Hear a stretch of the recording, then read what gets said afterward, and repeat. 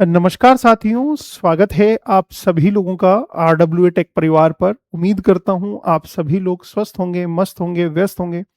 आप सभी लोगों की तैयारी बहुत अच्छी चल रही होगी।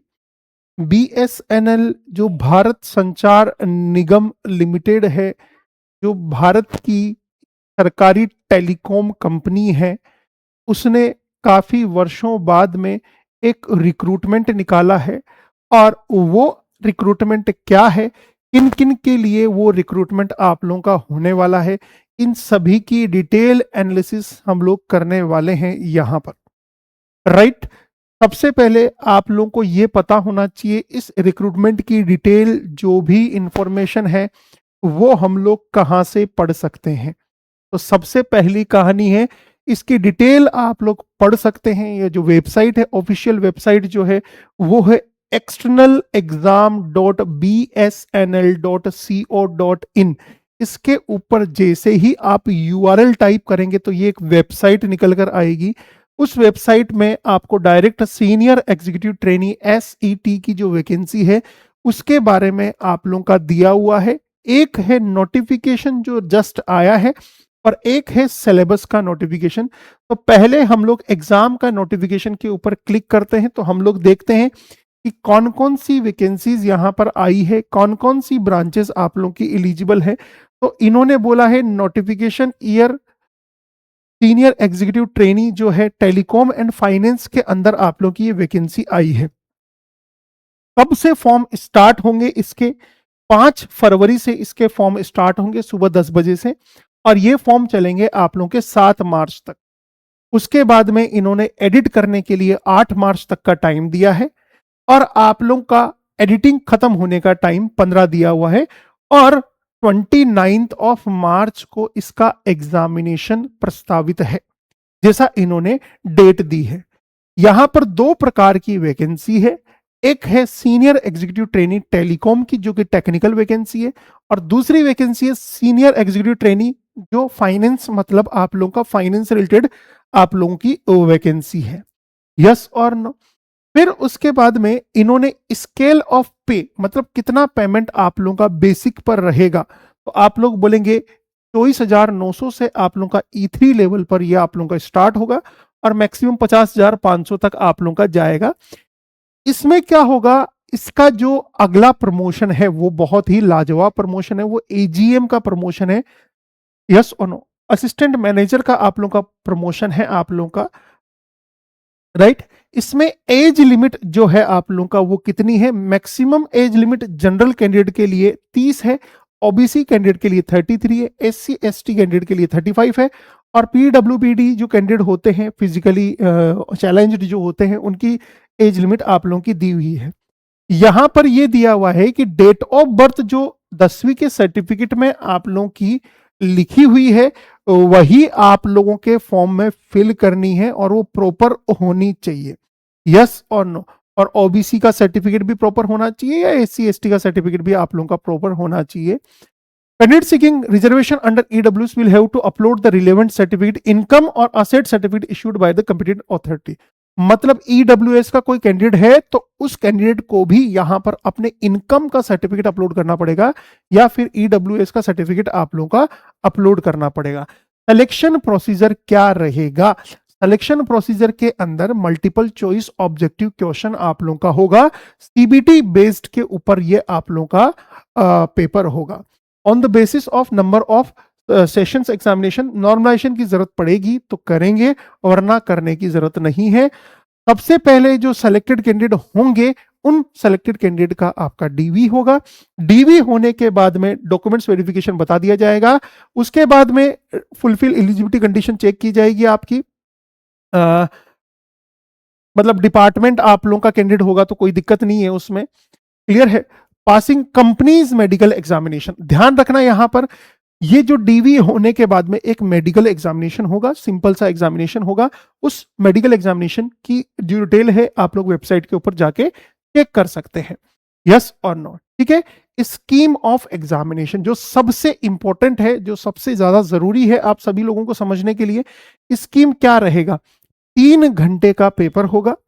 3 घंटे के पेपर में 40 क्वेश्चंस जो होंगे वो 40 क्वेश्चंस होंगे आप लोगों के एप्टी के। जी हाँ, एप्टीट्यूड टेस्ट होगा 40 नंबर का, और जो कोर टेस्ट होगा, जो कोर टेस्ट होगा मतलब ब्रांच का जो टेस्ट होगा, टेक्निकल जो टेस्ट होगा या फाइनेंस वाला जो टेस्ट होगा, फाइनेंस वाले बच्चों का फाइनेंस, और इलेक्ट्रॉनिक्स एंड कम्युनिकेशन वाले बच्चों का इलेक्ट्रॉनिक्स कम्युनिकेशन वाला। तो कौन कौन सा होगा? 160 नंबर के 160 क्वेश्चन आएंगे टेक्निकल के, अर्थात टोटल 200 नंबर का क्वेश्चन होगा, 3 घंटे का पेपर होगा, यस और नो, और 200 मार्क्स का पेपर होगा, 3 घंटे में आपको करना है। ये टेलीकॉम का है। उसी प्रकार आप फाइनेंस वाला भी देख सकते हैं जो कि सेम ही है आप लोग का, यस और नो। ये चीज आप लोग के क्लियर होनी चाहिए। और जैसा कि और चीजें दी हुई है, भाई इतना नंबर आप लोग को लाना ही है, क्लियर है। उसके बाद में आप लोग को बोला हुआ है बॉन्ड भरना पड़ेगा, यहां पर 5 साल के लिए 9 लाख रुपए का बॉन्ड भरना पड़ेगा। 2 इयर्स का प्रोबेशन होगा आप लोगों का, यस और नो। कैरियर का प्रोग्रेशन ये बहुत जरूरी है। इसका प्रमोशन आप लोगों का कहां होगा? देखो, AGM assistant general manager E4 पे लेवल पर आपका प्रमोशन होगा। मतलब प्रमोशन जो होगा इस मतलब SET के बाद में एजीएम लेवल पर प्रमोशन होगा। और बीएसएनएल में एजीएम एक बहुत ही बड़ी पोस्ट मानी जाती है, इस चीज का ध्यान रखना। सीनियरिटी कैसे डिसाइड होती है ये सब आप लोग जानते ही हैं। वेबसाइट के ऊपर जाकर आप लोग इसका फॉर्म फिल कर सकते हैं। Choice of examination centre, withdrawal of the application, disqualification, फर्जी चीजें दोगे तो डिस्क्वालिफिकेशन होगा। तो ये कहानी थी कुछ आप लोगों की। अब मैं बताना चाह रहा हूं कितनी कितनी आप लोगों की वैकेंसीज आई हुई है और कौन कौन से बच्चे इसमें एलिजिबल हैं। जिन बच्चों ने बीटेक किया हुआ है या बीई किया हुआ है, जी हाँ, बीई या फिर बीटेक किया हुआ है 60 डिग्री से, सॉरी 60% से किया हुआ है, उनके लिए ये फॉर्म आप लोग फिल कर सकते हैं। ब्रांचेस कौन कौन सी एलिजिबल हैं? इलेक्ट्रॉनिक्स एंड टेलीकम्युनिकेशन, इलेक्ट्रॉनिक्स वाले, कंप्यूटर साइंस वाले, इंफॉर्मेशन टेक्नोलॉजी वाले, इलेक्ट्रिकल वाले, इंस्ट्रूमेंटेशन वाले, या फिर इनके अलावा जिन्होंने किया हुआ है, कैसे? इलेक्ट्रॉनिक्स एंड कम्युनिकेशन वाले, computer science and data structure, computer science and artificial intelligence, information technology and artificial intelligence, electrical and electronics, instrumentation and control, electronic and instrumentation control, जो भी है इनके साथ में कोर ब्रांच ये होनी चाहिए। बाकी सब ब्रांच कुछ भी हो सकती है।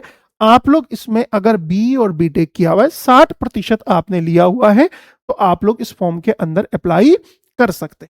तो ये कहानी थी कुछ इसकी।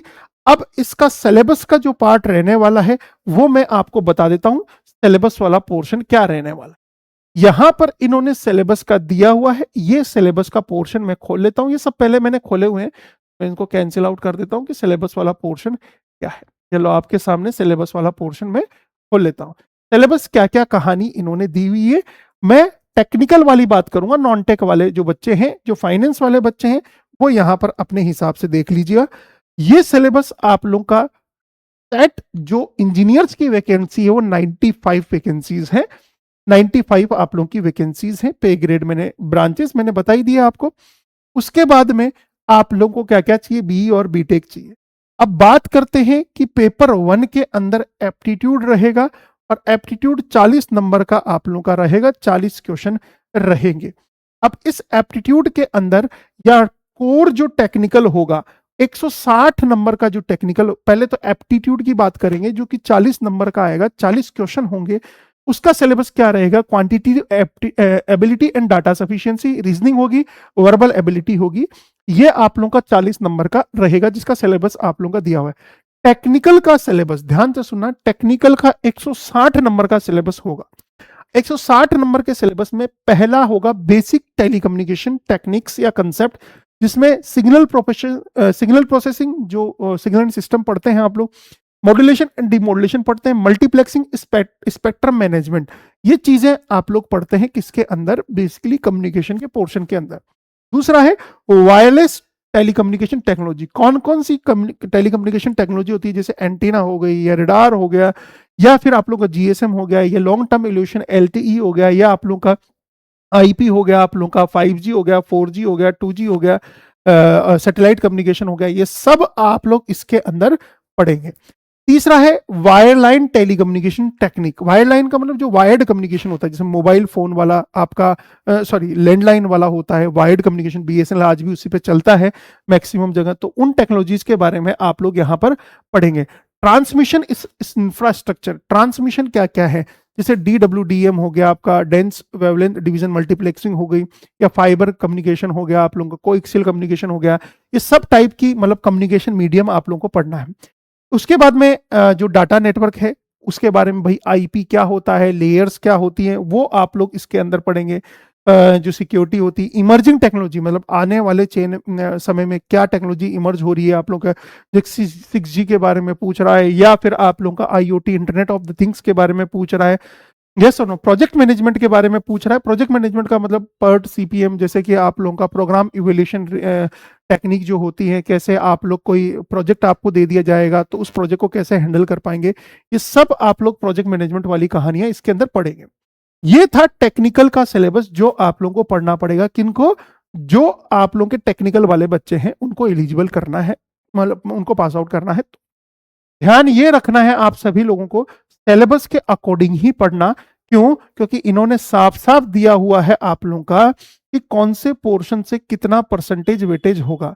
भाई 160 नंबर हैं तो कितने नंबर आप लोगों के इसमें से आएंगे, कितने नंबर उसमें से आएंगे, कौन कौन सी ब्रांचेस एलिजिबल है मैंने बता दिया, फॉर्म्स की डेट कब से स्टार्ट है ये भी बता दिया, सिलेबस भी बता दिया, पेपर पैटर्न भी बता दिया, एज लिमिट भी बता दी आप लोगों की। तो उम्मीद करता हूं ये इंफॉर्मेशन आपको बहुत अच्छी लगी होगी। इलेक्ट्रॉनिक्स एंड कम्युनिकेशन वाले बच्चों के लिए एलिजिबल तो सारे लोग हैं, बट इलेक्ट्रॉनिक्स एंड कम्युनिकेशन के लिए बहुत ही महत्वपूर्ण वैकेंसी है।